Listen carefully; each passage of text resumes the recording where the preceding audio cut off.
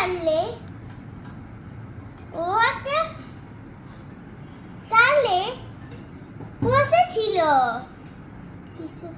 শরৎকালে ওরা ফুল দেখতে গেল। হেমন্তকালে ওরা